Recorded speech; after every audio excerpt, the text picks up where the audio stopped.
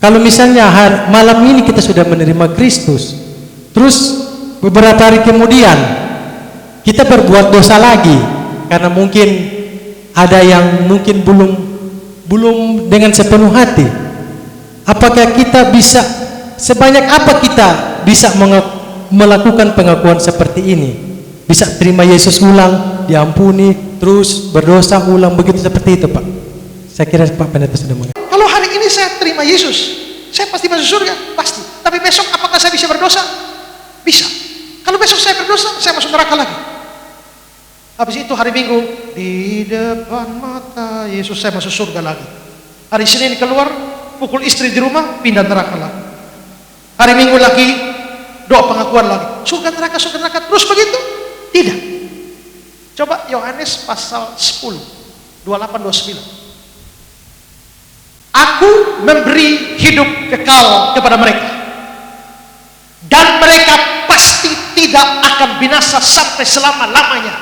Wah, aku berikan hidup kekal, mereka pasti tidak akan binasa sampai selama-lamanya. Seorang pun tidak bisa merebut mereka dari tangan. Bapakku yang memberikan kepadaku lebih besar dari siapapun.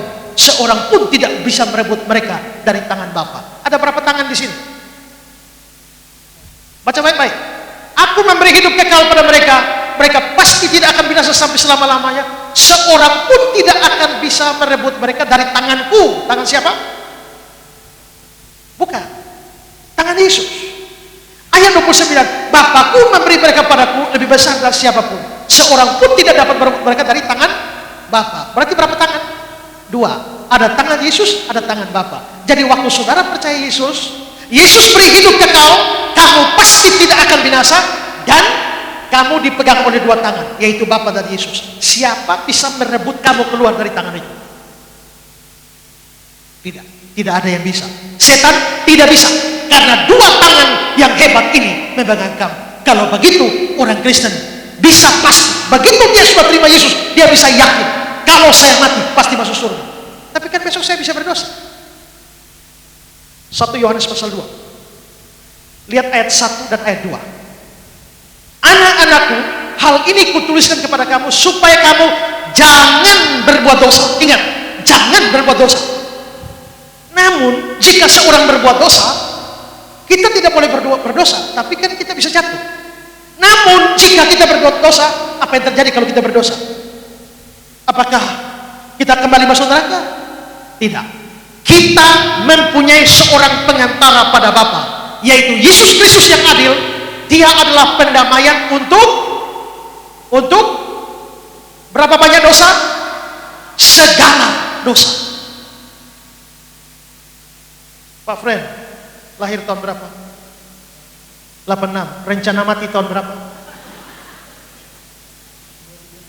2050. Contoh, lahir tahun 86, mati tahun 2050, anggaplah hari ini tadi terima Yesus. Begitu beliau terima Yesus tadi, dosa tahun 1986 sampai tahun 2020 hapus.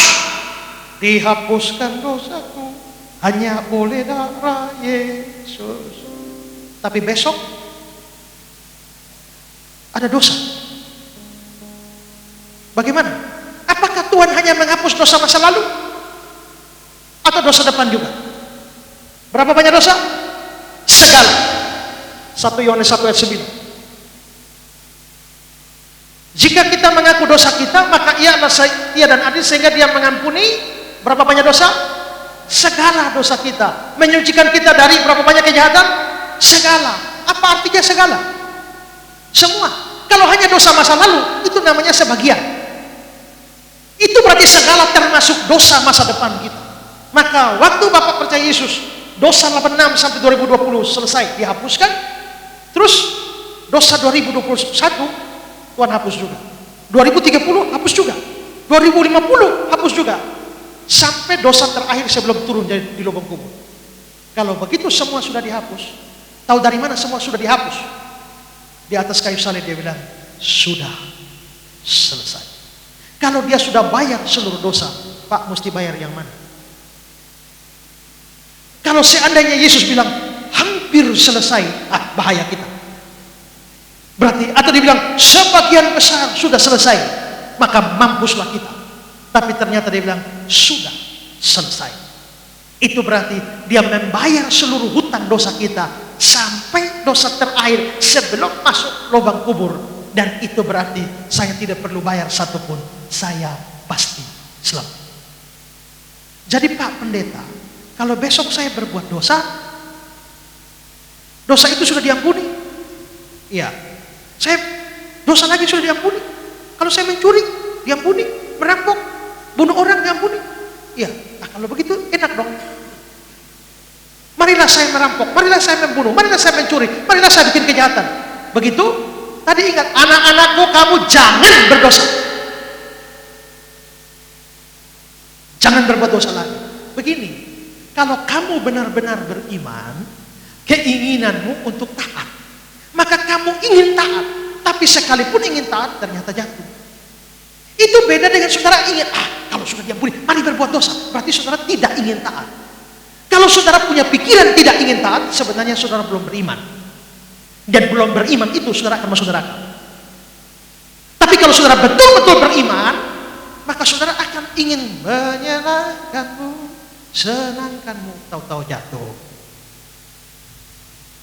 Kalau kamu jatuh, ingat, dia adalah pendamai untuk segala dosamu.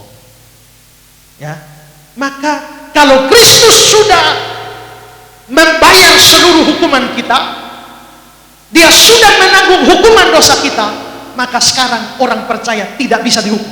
Roma 8 ayat 1. Demikian sekarang tidak ada penghukuman bagi mereka yang dalam Kristus. Di luar Kristus kamu akan dihukum. Kalau kamu sudah dalam Kristus, tidak mungkin dihukum. Kenapa tidak mungkin dihukum? Karena hukumannya semuanya sudah diberikan pada Kristus. Jadi kalau saya besok berdosa tidak dihukum? Tidak. Besok saya mencuri tidak dihukum? Tidak. Kalau berdosa tidak dihukum? Tidak. Enak dong. Wahyu 3 ayat 19. Barang siapa ku kasihi, ia ku tegur dan ku hajar. Sebab itu relakanlah hatimu dan bertobat. Dihukum tidak, dihajar ya. Jadi jangan sembarang berdosa. Tuhan bisa hajar kau sampai bengkok. Ya, dihukum tidak, karena hukuman ditanggung Kristus. Tapi kalau saudara berdosa tidak mau bertobat, Tuhan akan hajar engkau sampai kau bertobat. Dia bisa hajar, bisa macam-macam.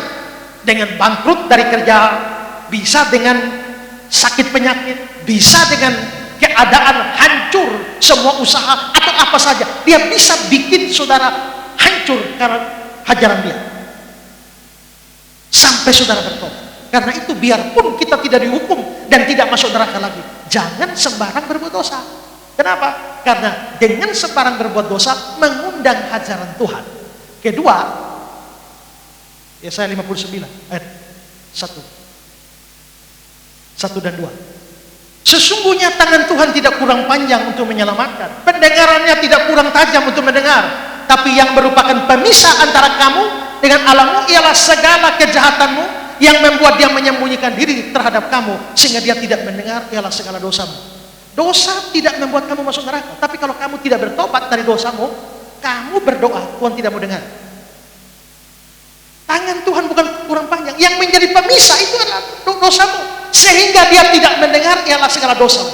Jadi kalau kamu rajin berdosa, lalu tiap hari datang, Yesus, Yesus, dengar doaku, Tuhan tidak mau dengar. Bertobat dulu. Ya, karena itulah, maka sekalipun dosa tidak membuat masuk neraka lagi karena kita sudah beriman, tapi jangan tetap atau jangan sembarang berbuat dosa. Hubungan dengan Tuhan putus, doa Tuhan tidak mau jawab, dan bisa mengundang hajaran dari Tuhan. Karena itu kalau sudah percaya, kerinduan terbesar adalah taat Tuhan, berjuang untuk taat Tuhan. Bagaimana kalau jatuh? Kalau jatuh jangan terlalu terpuruk. Kenapa? Karena untuk dosa yang kamu jatuh itu Tuhan sudah membayar semuanya di atas kayu 2000 tahun yang lalu. Kalau begitu Pak Pendeta, saya pasti selamat.